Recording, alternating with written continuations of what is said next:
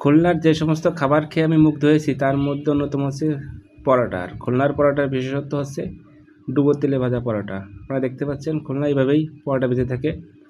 তো আমরা যে সমস্ত এলাকায় ভ্রমণ করেছি এ যাবৎকালে দেখা যাচ্ছে যে পরোটা ভাজলে এক পাশে ভাজি হয় আর এক পাশে তো কাঁচা থাকে, ভিতরে তো কাঁচা থাকেই। আর বিশেষ করে ঢাকার পরোটার অন্যতম বৈশিষ্ট্য হচ্ছে তেল ছাড়া পরোটা।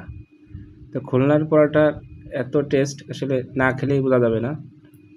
তো চমৎকারভাবে তারা খুলনার পরোটাকে ভেজে থাকে, ডুবো তেলে ভাজা পরোটা, যা আমাদের এদিকে পাওয়াই যায় না। আমাদের এদিকে যে পরোটাগুলো পাওয়া যায় সেখানে এত চমৎকার করে তারা ভাজে না। তো যার কারণে সকালবেলা প্রতিদিন সকালেই গিয়েই হোটেলে পরোটা খাই। আপনারা দেখতে পাচ্ছেন কি কালার, সে কালারটা দেখলেই পেট ভরে যায়। তো এরকম মানের পরোটা খেয়েছিলাম আমাদের উলপুর বাস স্ট্যান্ডে যখন খেয়া ছিল, তখন এই ধরনের পরোটা আমাদের উলপুরে ভাজা হইতো। তো এখনকার পরোটা এরকম স্বাদ নেই, কিন্তু খুলনায় পাওয়া গেল সেই পুরোনো দিনের সেই স্বাদের পরোটা।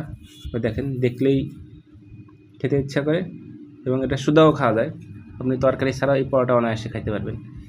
এত স্বাদ যে আমি দুইটা নেওয়ার পরে আর একটা নিলাম, যে খুলনার পরোটা। আসলে খুলনাকে বলা যায় খুলনা আসলে পরোটার জন্য বিখ্যাত, খুব চমৎকার।